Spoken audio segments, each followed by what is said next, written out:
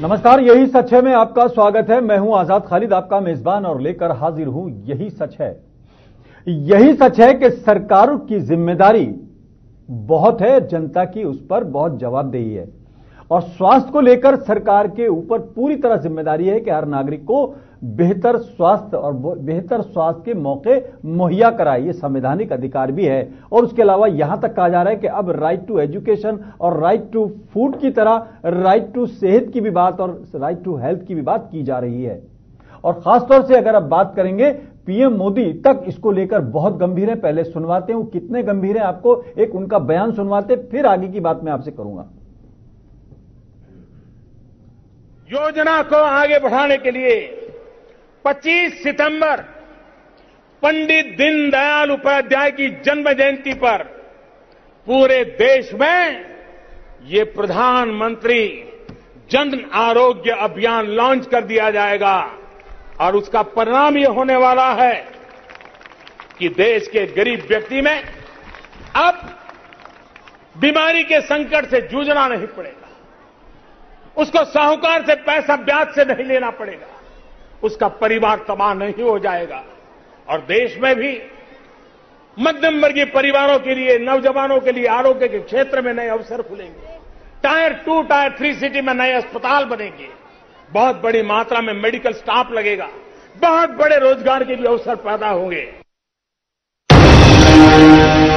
ये बात बहुत बड़ी है और पीएम मोदी के ये बयान बहुत इंपॉर्टेंट है। लेकिन सरकार जो कह रही है उसको मुहैया कौन कराएगा? ये वही कराएंगे जो पीएम मोदी खुद कह रहे हैं कि स्टाफ लगाना पड़ेगा। यानी व्यवस्थाएं तो होंगी, लेकिन ये करेगा कौन, एग्जीक्यूट कौन करेगा, और गरीब को मदद कैसे मिलेगी, ये बड़ा सवाल है। लेकिन इन सब कोशिशों के बावजूद दो घटनाओं का हम आज जिक्र करेंगे। उड़ीसा के अंदर एक 17 साल का बेटा अपनी मां की डेड बॉडी को साइकिल पर लेकर जाता है, क्योंकि वहां उसे एम्बुलेंस नहीं मिलती, लोग भी उसका साथ नहीं देते, और वो अकेला 4 से 5 किलोमीटर तक अपनी मां की डेड बॉडी को लेकर जाता है और वहां जंगल में कहीं ले जाकर उसको दफना देता है, क्योंकि समाज भी और सरकारी व्यवस्था भी उसको कोई मदद नहीं करती। इसके अलावा एक और घटना है, फिरोजाबाद के अंदर एक महिला को प्रसव के दौरान एडमिट तो कर लिया प्रसव के लिए, लेकिन रात के 12:30 बजे हॉस्पिटल से, सरकारी अस्पताल से, महिला चिकित्सालय से उसको बाहर निकाल दिया गया, क्योंकि उसकी रिपोर्ट में एचआईवी पीड़ित वो थी।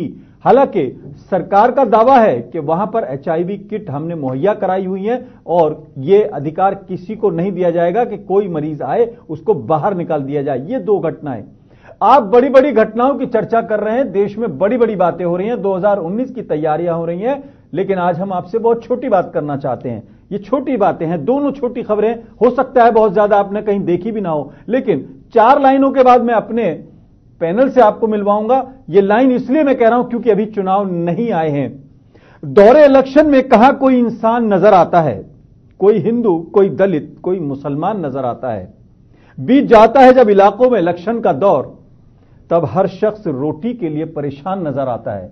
चुनाव के बाद आपका यह हाल ना हो, सिर्फ इसलिए आज ये मुद्दा उठा रहा हूं ताकि आप सोच सके कि जो आपके पास वोट मांगने आएगा उससे आपको क्या क्या सवाल करने हैं। सिर्फ बड़ी बड़ी बातें नहीं, छोटी बातें, जो व्यवस्था मौजूद है उसे कौन लागू करेगा, यह बड़ा सवाल है। पॉलिटिकल लोग हमारे साथ मौजूद हैं, हर्ष चौधरी जी हमारे साथ मौजूद है, कांग्रेस की तरफ से अपनी बात रखेंगे, हमारे साथ बीनू मेनन जी मौजूद हैं, बीजेपी की तरफ से अपनी बात रखेंगे, अब्दुल बासित साहब हमारे साथ मौजूद हैं, राष्ट्रीय जनता दल की तरफ से अपनी बात रखेंगे, और आरबी उपाध्याय जी हैं, सीनियर जर्नलिस्ट हैं, और अपनी बात रखेंगे।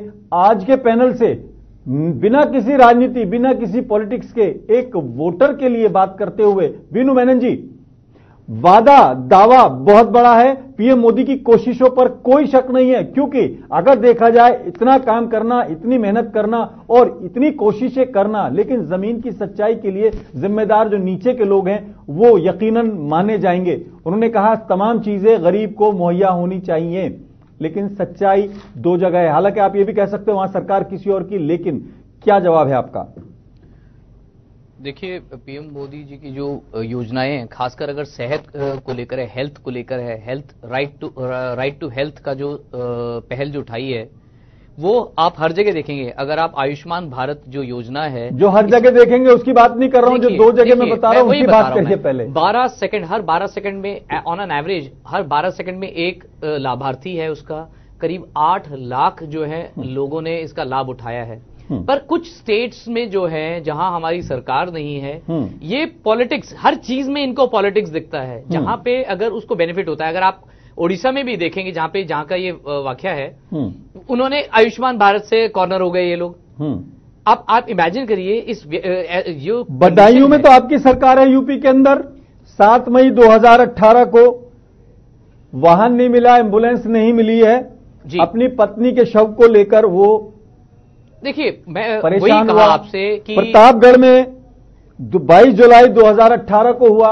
देखिए ये 2 वाकये मैं आपको इसलिए बता रहा हूं ताकि आप एक्सक्यूज ना कर सके कि उड़ीसा में तो चलो आपकी सरकार नहीं है, लेकिन फिरोजाबाद की जो दूसरी घटना है वहां तो आपकी सरकार है। देखिए मैंने कहीं एक्सक्यूज नहीं दिया, एक जो नियत है कम से कम कुछ चीजों को पॉलिटिक्स से परे रखना चाहिए। बिल्कुल, मेरा यही मैं कह रहा हूं, चाहे वो अगर हेल्थ है, एक फूड जो खाना है और हेल्थ जो है, कम से कम इन चीजों में पॉलिटिक्स नहीं होनी चाहिए, ये मेरा मानना है। बिल्कुल। अभी देखिए आयुष्मान भारत के तहत अगर किसी को लाभ मिलता है, उस लाभ को लेने में क्या दिक्कत है? ये क्यों इसमें पॉलिटिक्स देखी जाती है? जेनरिक मेडिसिन के स्टोर्स जो हैं खुल रहे हैं। बीनू मेनन जी, शायद मैं आपको समझा नहीं पा रहा हूं, मैं माफी चाहूंगा। अगर ये कहीं पे होता है, ये मरने के बाद एम्बुलेंस भी नहीं मिलेगी, एम्बुलेंस खड़ी हुई है, व्यवस्था जो मौजूद है वो तो दे दीजिए। आगे के वादे, आगे के लुभावने आप नहीं देखना चाहता मैं सिर्फ ये पूछना चाह रहा हूं जो व्यवस्थाएं वो कौन लागू करेगा? देखिए ये व्यवस्थाएं जो है वहां के राजनेता, जो भी पॉलिटिकल स्पेक्ट्रम है वो लॉन्च करेगा, इसको करेगा, और जहां हमारी सरकार है हम उसकी पूरी रिस्पांसिबिलिटी उठाते हैं और हम इस चीज को आगे नहीं होगा इस चीज का अश्योरेंस भी करते हैं।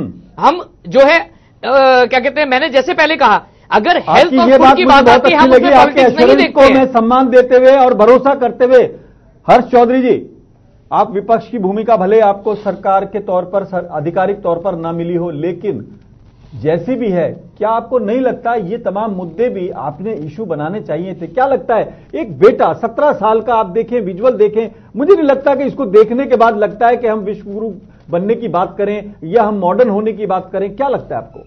देखिए, सबसे पहले आज आपको जो इतना इंपॉर्टेंट इशू आपने उठाया इसके लिए मैं बधाई देता हूं, और साथ के साथ जो शर्मनाक है, बधाई की बात, बधाई इसलिए क्योंकि लोग आजकल उठा नहीं रहे हैं, बधाई को स्वीकार करने में भी शर्म आ रही है। आप ठीक कह रहे हैं, लेकिन उसके साथ के साथ जैसा अभी आप मेनन साहब से भी अभी कह रहे थे कि हमें इस पे पॉलिटिक्स नहीं करनी चाहिए, और उसमें ये फिर पॉलिटिक्स कर गए।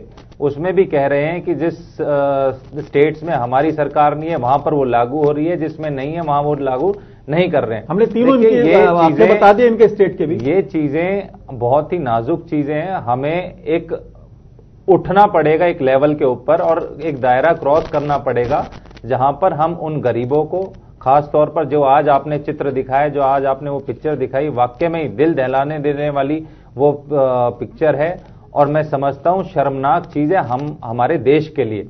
और रही बात आपकी जो ये योजनाओं की जो बात है, आयुष्मान योजना जो बहुत अभी प्रधानमंत्री जी ने बड़ी बड़ी बातें कही, मैं समझता हूं कि बहुत मुश्किल दौर जरूर है, लेकिन कहीं ना कहीं अगर हम एक अच्छी दिशा में अगर हम चलें और अच्छी सोच के साथ अगर हम चलें, तो कहीं ना कहीं हमें वो लक्ष्य अपने जो नागरिक है, हमारे जो देश के नागरिक है, वो गरीब जनता में अभी भी निजामुद्दीन और इस एरिया से होते हुए आ रहा हूं, वहां पर लोग ठंड से मर रहे हैं, लोगों के पास वो भी चलाया, उसमें सैकड़ों लोगों शेल्टर भी नहीं है। रोज दिल्ली में कितनी ये बेसिक मुद्दे हैं। बासित साहब, अब्दुल बासित साहब जी, आपकी सरकार हालांकि नहीं है, लेकिन राजनीतिक तौर पर हर राजनीतिक जो व्यक्ति है वो एक दिशा और दशा बनाने में और दिखाने में लोगों का राह दिखाता है। जनता उससे बहुत उम्मीद करती है। फॉलोअरशिप बहुत कम भी हो सकती है, बहुत ज्यादा भी हो सकती है, लेकिन लोग अपने नेता से बहुत उम्मीदें करते हैं। बड़ी बड़ी बातें कर रहे हैं, कोई 2G की बात करता है, कोई राफेल की बात करता है, लेकिन आखिर में जैसे हर्षद मेहता घोटाले में कुछ नहीं निकला, तेलगी में कुछ नहीं निकला, निकलता कुछ नहीं है, बेसिक मुद्दे खड़े रह जाते हैं। ये तस्वीरें देखते हुए शर्म भी आती है और लगता है कि इनका अंत कब होगा। देखिए, मैं आपको स्पष्ट कर दूं कि पिछले 70 सालों में जो मृत्यु दर का जो लेवल है वो इन्हीं 4 सालों में देखने को मिला। इतनी ज्यादा देश में मृत्यु दर बढ़ गई जिसके आंकड़े सरकार के पास नहीं, है। ये बात वो आपकी विपक्ष के तौर पर मैं कह सकता हूं, विपक्ष के तौर पे नहीं, इस बात को मैं मुख्य तौर पे रख रहा हूं, क्योंकि आप अगर आप देखें तो गोरखपुर में सैकड़ों बच्चों की निर्गम एक प्रकार की हत्या ही हुई है पिछले नहीं, वहां हर साल होती है। इस बार कोई किसी प्रकार का लाभ, किसी प्रकार का स्वास्थ्य लाभ नहीं सरकार के द्वारा जनता को नहीं मिला। बासित साहब, हम अपनी जब उंगली एक ऐसे उठाते हैं तो बाकी 3 उंगली हमारी तरफ होती है। मैं बिल्कुल इसको राजनीतिक तौर पर नहीं कहना चाहता। मेरी बिल्कुल पहली लाइन ये थी कि पीएम मोदी की कोशिशों में कोई कमी नहीं है। मैं किसी एक को, मनमोहन सिंह सरकार को या किसी को नहीं कह रहा हूं, लेकिन जमीनी स्तर पर काम नहीं होता है। आप और हम जमीनी स्तर पर काम करने वाले लोग हैं। हर जगह पीएम मोदी नहीं पहुंचेंगे। पीएम मोदी अपने योजना को ले लेंगे, मनमोहन सिंह हर जगह नहीं पहुंचेंगे। सवाल ये नीचे के स्तर पर काम क्यों नहीं हो रहा? मैं आपकी बात को रोक के कहना, देश में जो सरकार है उसके पास स्वास्थ्य को लेकर एक भी आंकड़ा इनके मंत्रालय के पास नहीं है। ना इनको मृत्यु दर का पता, ना इन्हें जन्म दर का पता। आप इस बात से बिल्कुल, और कौन कहां कितने लोग इनकी रोज हर मिनट पे सैकड़ों आदमी मारा जा रहा है, किसी प्रकार का कोई आंकड़ा सरकार पर नहीं है। ये सिर्फ बातें और जुमलेबाजी है। आरबी पाध्याय जी, आरबी पाध्याय जी रात दिन आप जनता के बीच में रहकर काम करते हैं, शिक्षा और ये देश में बर्दाश्त नहीं किया जाएगा। अगर आपको बात करें, जर्नलिस्ट होने के साथ साथ आप जनता के मुद्दों से जुड़े रहते हैं।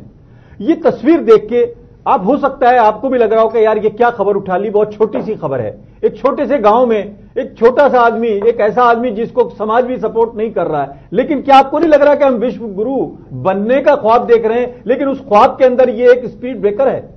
देखिए, बहुत शर्मनाक है। आपको लगता है या दर्शकों को लग रहा होगा कि बहुत छोटी घटना है। आए दिन आप देखेंगे गरीब भूख से मर रहा है, गरीब बीमारी से मर रहा है, गरीब ठंड से मर रहा है। दिल्ली में जैसे आपने बताया, कल आपने दिखाया, ये सब चीजें कहां जा रहे हैं हम? देखिए, गरीब को सिर्फ वोट बैंक समझा जाता है, और जब वोट पड़ता है तो आजाद जी, मैंने देखा है कि वो क्या हो जाता है, गरीब फिर हिंदू हो जाता है, मुस्लिम हो जाता है वो कहीं ना कहीं। तो देखिए, सत्ता में भागीदारी नहीं है गरीब की, कहीं भी न वो इलेक्शन लड़ सकता है, कुछ पैसा ही नहीं है उसके पास। तो ये सारी प्रॉब्लम, और जितनी भी योजनाएं बनती हैं उनका ज्यादातर फायदा दूसरे लोग ले जाते हैं, गरीब तक वो पहुंच नहीं पाता। और एक सेकंड पॉइंट है कि जहां सरकारी अस्पताल या सरकारी स्कूल या सरकार का जहां एक मोहर लग गई ना, वहां वर्किंग कल्चर भी बदल जाता है हम लोगों की। तो देखिए, कई चीजें हैं इसमें। हमें सरकारी योजना बनाने से नहीं है, उनका क्रियान्वय कैसा है, फिर क्रियान्वय के बाद जमीनी स्तर पर उसकी क्या पोजीशन है, उसकी जिम्मेदारी तय करना। जिम्मेदारी किसी की नहीं है। स्ट्रेचर नहीं मिला, वो कहेंगे स्ट्रेचर तो था, लेकिन वो स्ट्रेचर वाला वो जो इशू करता है वो कहीं दूसरी जगह था। तो ये सब चीजें कहीं ना कहीं। आरबी पाध्याय जी, मैं एक सेकंड अपना पीसीआर को थोड़ा सा एक रिक्वेस्ट करना चाहूंगा। ऊपर अस्पताल जो है वो ठीक नहीं लिखा, वो सही कर लें। मैं अपने जो पीसीआर टीम है उसको बोलना चाहता हूं, लेकिन कुछ वाकयात मैं आपको थोड़ा सा याद दिला दूं। 7 मई 2018 का एक वाकया है बदायूं में। शव वाहन नहीं मिला और हस्बैंड अपनी वाइफ के शव को लेकर अलग अलग तरह से, मतलब यहां तक कहते हैं कि ठेले पर लेकर गया, फिर लोगों ने चंदा करके उसे ऑटो से भेजा। उसके अलावा आप बात करें 21 जून 2017 का एक मामला है, यहां भी उड़ीसा का ही मामला है, यूपी के प्रतापगढ़ का मामला है 22 जुलाई का 2018 का। ये तमाम वाकयात, मैं किसी पार्टी पॉलिटिक्स पर नहीं, किसकी सरकार है किसकी नहीं, लेकिन पूरा देश क्या ये देखने के लिए सरकारें बनाता है, मॉडर्न होना चाहता है, या बजट बनता है, एनएचआरएम जैसी घोषणाएं, एनएचआरएम जैसी योजनाएं, क्या मेनन साहब सिर्फ घोषणाएं होंगी, लागू कब होंगी? देखिए, मैं आपको बताना चाहूंगा कि अभी मोर्टेलिटी रेट के ऊपर अब्दुल साहब बता रहे थे कि भाई इनकी सरकार आने के बाद डेथ रेट बढ़ा है, तो शायद इनको डेटा मालूम नहीं है। Mortality rate, specially infant mortality rate जो है कम हुआ है। अगर सेक्स रेशियो देख रहे हैं वो हमारे टाइम पे नॉर्मल हुआ है।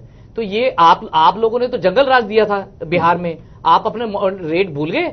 आप लोगों के यहाँ mortality rate, infant mortality rate क्या थी, आपको याद है? देखिए, मुझे आपने जो बताया,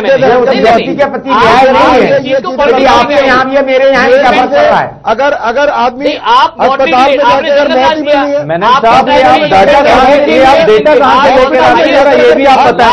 अगर हॉस्पिटल में जाकर मौत ही मिली है, डेटा की ऑथेंटिसिटी आप बताएं। डेटा तो आप ले आते हैं कहीं से उतार कर, उस डेटा की ऑथेंटिसिटी आप बताएं। पहले बता रहा हूं मैं आपको, आप बात कर रहे हैं डेटा की ऑथेंटिसिटी बता रहे हैं। पॉपुलैरिटी की बात नहीं है कि मान लो वहां मर रहे हैं तो यहाँ मरने देंगे, वहां कुछ नहीं कर रहे आप भी कुछ नहीं करेंगे। यूएन हेल्थ ये जनता समझ रही है, वही देखना चाहती है। रिपोर्ट बता रहा हूं मैं आपको, मृत्यु दर अजीबोगरीब हो गया है।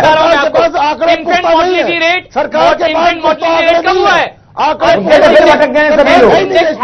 सरकार के पास आंकड़े इम्प्रूव्ड। ये सब क्या आप किस आंकड़े की बात कर रहे हैं? मैं WHO की नहीं, बासित साहब और मेनन साहब, मैं आपको रोकूंगा, मैं मेनन साहब की बात मान लेता हूँ। ये इम्प्रूव हुआ है, चलिए इम्प्रूव हुआ है, तस्वीर क्या कह रही है? मेनन साहब इम्प्रूव हुआ है, मान लिया, तस्वीर क्या कह रही है? देखिए मेडिसिन लेवल, देखिए अफोर्डेबिलिटी, अगर हेल्थ इंप्रूव होना है या ऐसी चीजें नहीं, ये तस्वीर क्या कह रही है? खालिद साहब, फिरोजाबाद में क्या हुआ? खालिद साहब, मैं पॉलिटिक्स से परे बात कर रहा हूं। हाँ, ये एक्सेप्ट नहीं करेंगे इनको भी, ये एक्सेप्ट कर ही नहीं सकते हैं। देखिए affordability of medicine is very important. अगर अफोर्डेबिलिटी नहीं होगी तो कहां से होगा? आज मेडिसिन अफोर्डेबल हैं। डेड बॉडी के लिए मेडिसिन की बात सारी बातें बता रहा हूं आपको। एम्बुलेंस में तेल नहीं था, देखिए उपाध्याय साहब, क्या ये पहले इंस्टेंस है? इससे 10 गुना ज्यादा था हमारे से पहले। आप भी यही करेंगे, आप भी यही करेंगे। ये सही, ये तुलना सही है हमारा कि पहले चोरी होती थी, अब चोरी हो रहा है। अगर कोई चीज गलत हो रही है तो आप उसको एक्सेप्ट करें। अगर कोई चीज गलत हो रही है तो आप उसको एक्सेप्ट करें, ना कि उसे डिफेंड करें। जो चीज गलत है वो गलत है, जो चीज गलत है वो गलत है, उसको डिफेंड करने से कोई फायदा नहीं होगा। आप उसको दूसरी तरीके से बता सकते हैं कि गलत है वो ठीक है, लेकिन आप ये नहीं कह सकते कि दूसरी सरकार में ये था तो हम भी यही करेंगे। आपका नजरिया ही दूसरा है, आप उस नजरिए से देखते ही नहीं है। आप संवेदनशील मुद्दों को भी आप नहीं समझ सकते हैं, तो आप एक आम इंसान की जो एक पिक्चर में दिखाई जा रही है उसको नहीं समझ पा रहे। आप किसको समझेंगे? आप किसके दुख दर्द की बात करेंगे? एक नया डाटा आप उठा के ले आते हैं हर बार और उसको पेश कर देते हैं यहाँ पर। वो डाटा कहां से लेके आते हैं आप ये बताएं। ये मन की बात जरूर करते हैं, मन की नहीं है, ये बात करते हैं, ये सुनते नहीं है, सुनने वाले हैं नहीं है। शर्मनाक करते हैं, आपको शर्म नहीं है, मुझे लग रहा है। सिर्फ अपनी बात यहाँ क्या है क्या नहीं वो नहीं सुनेंगे आप। नी रिप्लेसमेंट में हमारे टाइम पे 25 से 50,000 करने में होता है। ठीक है, टाइम 200 लोग मारे गए। प्राइवेट हॉस्पिटल की बात कर रहा हूं मैं, और यही कारण है हॉस्पिटल तक में 25 इस तरह की घटनाएं जो हो रही है कि आप लोग निर्लज्ज हो चुके हैं। आपको कोई शर्म नहीं, बात सुनना भी सीखे। देखिए राजनीति से हटकर बात करें, राजनीति से हटकर हम बात करें। भाई मेनन साहब, मन की जिम्मेदारी है नहीं है, हर चीज। हाँ, मेडिसिन जब अफोर्डेबल होंगे तभी हेल्थ इंडेक्स बढ़ेगा। आज क्या 70 to 80% सस्ते मेडिसिन मिल रहे हैं। 100% क्यों नहीं कह देते?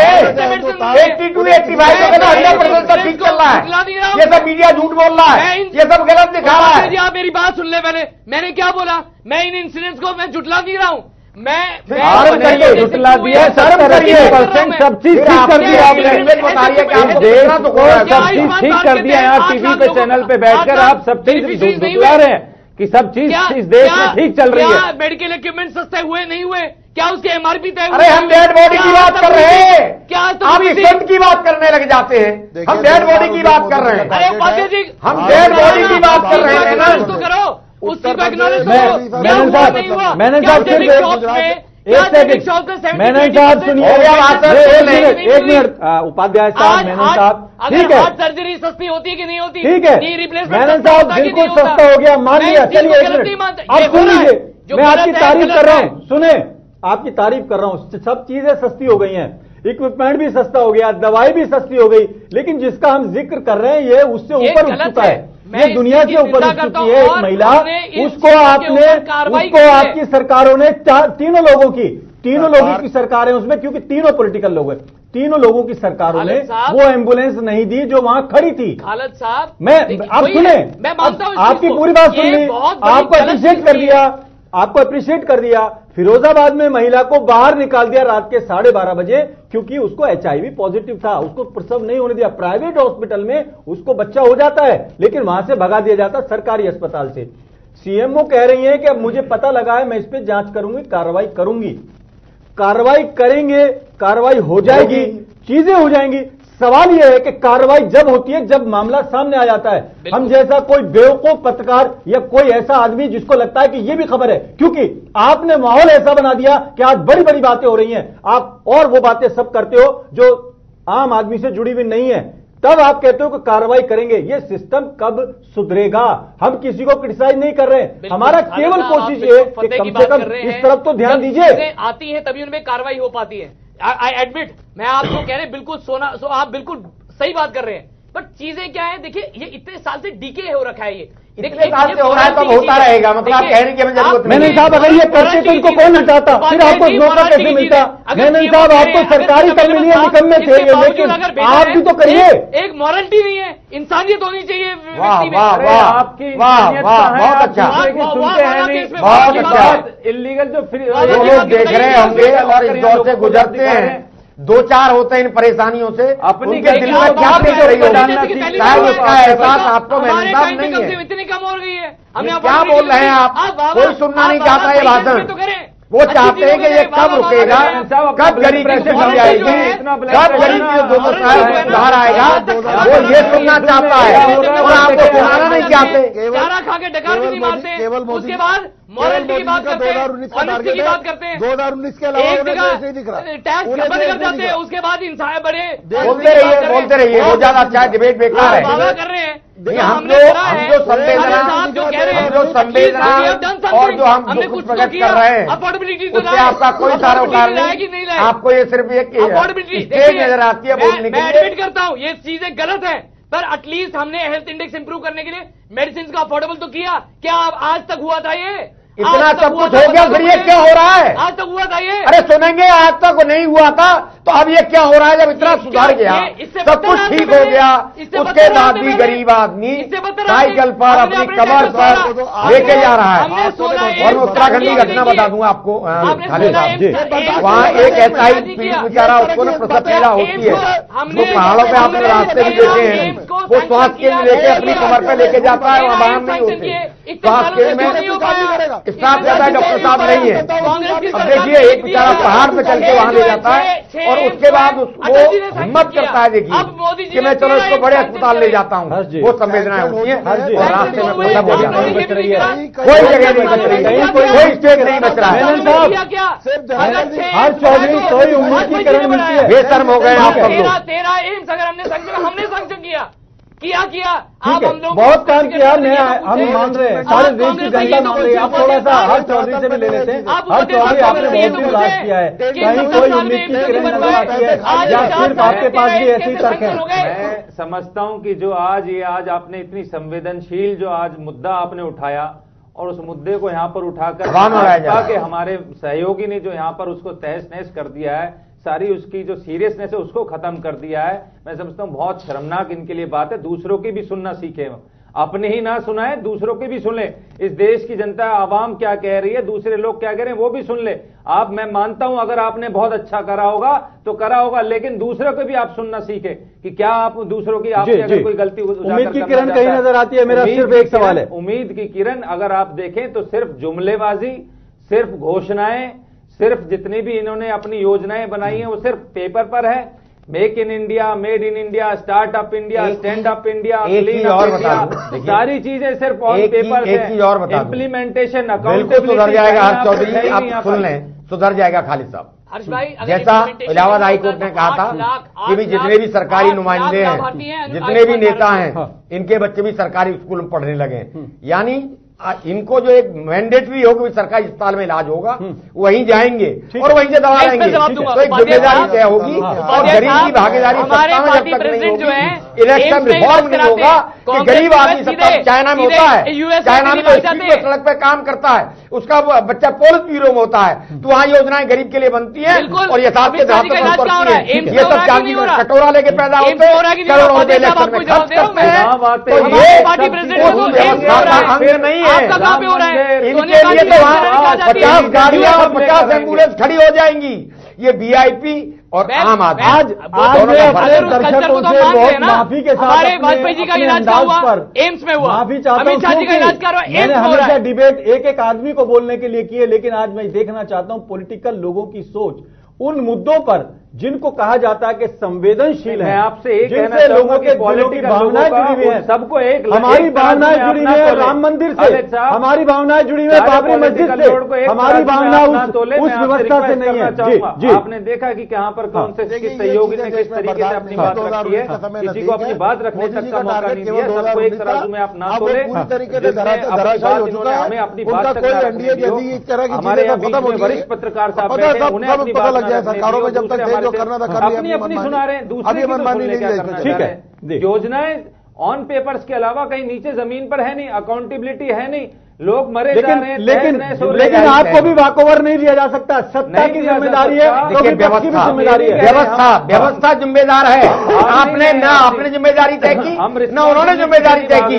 सिस्टम इस तरह से बन गया है कि मैं अब हेड हूं, मैं जिम्मेदारी दूसरे पे डाल देता हूं, दूसरा तीसरे पे डाल देता हूं। हम तय करते हैं जी, अगर इंप्रूवमेंट हुई उस चीज को तो आप एक्नॉलेज करोगे ना। सिर्फ अपने मन की बात करना नहीं जानते, हम मन की बात सुनना भी जानते हैं, लोगों की बात सुनकर उनके दुख दर्द में कम से कम सहयोगी जरूर बनना चाहते हैं, और जो गलतियां हमसे हुई होती हैं उसे सुधारने का भी हम लोग काम करते हैं, ना कि उन गलतियों से भागने का काम करते हैं। देखिए हर्ष भाई, गलतियों से भागने एक तरफा संवाद का आरोप लग रहा है आपके ऊपर। मैंने उपाध्याय जी को ये बताया, अगर हेल्थ इंडेक्स इंप्रूवमेंट हुआ है दैट इज अचीवमेंट, अगर मेडिसिन अफोर्डेबल हुई वो अचीवमेंट है, अगर मेडिकल इक्विपमेंट अफोर्डेबल हुई वो अचीवमेंट है। यहाँ हम कर रहे हैं गरीब की बात, जो सबको ले जा रहा है साइकिल पे, वो शर्मनाक है, स्टंट की बात शर्मनाक है। उपाध्याय जी जो हुआ था उसको तो एक्नॉलेज करोगे ना आप? अरे भाई हम डेड बॉडी की बात कर रहे हैं, ये व्यवस्था कब सुधरेगी? गरीब आदमी असहाय नजर आता है, गरीब आदमी असहाय जो नजर आता है, इसका सहारा कब मिलेगा? कौन पॉलिटिकल पार्टी इसमें सहारा देगी? कौन जिम्मेदारी तय करेगा? जिम्मेदारी आप लोग व्यवस्था के पास है, आप तय करेंगे, जिससे इस तरह की घटना सरकारी सिस्टम को अगर इतना ही सक्षम मानते हैं तो आप लोग इलाज क्या नहीं हो रहा है यहाँ पे? आपको स्टंट सोनिया गांधी कहाँ जाती है इलाज कराने? जब तक आपको ज्यादा पैसा या भ्रष्टाचार के इंडिया साइनिंग भी आपका ही नारा था। बिल्कुल, इंडिया साइनिंग। आज जो आप कह रहे हैं वो जले पर नमक छिड़क रहे हैं और इसके अलावा कुछ नहीं कर रहे हैं। मैं भूखा हूँ, आप कह रहे हैं तो हंस रहा है, मैं रोता हूँ, आप कह रहे हैं हंस रहा है, मैं बेरोजगार हूँ, आप कह रहे हैं रोजगार दे दिया। मैं आपको रिपोर्ट दो, सरकार के जिम्मेदारी लेना सीखो। सरकार के बाद पीरियड में साइकिल पर सब ले जाते हैं, आपको कोई परेशानी नहीं है। आपके साथ ये होगा, उस दिन आपकी कि किसी के साथ ऐसा ना हो, अगर और एक चीज बिल्कुल ऐसा ना हो, ये बिल्कुल मेरा तो ये प्रार्थना है कि हो, जो जिम्मेदार लोग हैं इनके साथ अगर ऐसा हो कि अपने लोगों को दुख मिल जाएगा, होता क्या है? बताइए अब्दुल साहब, अगर मैं ये डेटा दिखाता हूं आप माफी मांग लेंगे? देखिए मैं आपको स्पष्ट कर दूं, सरकार जैसी चीज इस देश में है ही नहीं, ना कोई आंकड़े हैं गवर्नमेंट पे, ना उन्हें समझ है। मैं आंकड़े दिखाने को तैयार हूं, बताइए। केवल और केवल इलेक्शन और 2019 मैं आंकड़े दिखाने को आंकड़ों से पेश नहीं करता, आंकड़ों से व्यवस्था नहीं सुधरती। 8 लाख लाभार्थी हैं, तो ये क्या ये ऐसी हो गया? ये ऐसे हो गया? अगर किसी ने जाके अपनी चमड़ी का दरार रोग सही करा लिया, इसलिए लाभार्थी से ना, अरे ओपन हार्ट सर्जरी हुआ भाई साहब, क्या बात है? आप पेपर नहीं पढ़ते हैं या तो आपको इन्फॉर्मेशन नहीं है। सवाल बड़ा था, मुद्दा हल्का था, लेकिन सबसे बड़ी बात यही है कि यही सच है कि पॉलिटिकल लोग वोट लेते टाइम उनका अलग नजरिया होता है, बड़े वादे होते हैं, बड़ी चीजें होती हैं, और फिर एक बार मैं आपको याद दिला दूं कि दौरे इलेक्शन में जो है सब कुछ होता है, लेकिन इलेक्शन के बाद रोटी को लोग तरसते हैं, और यही सच है। यही सच है। मैं आज फिलहाल इतना ही, अपने मेजबान आजाद खालिद को इजाजत दें।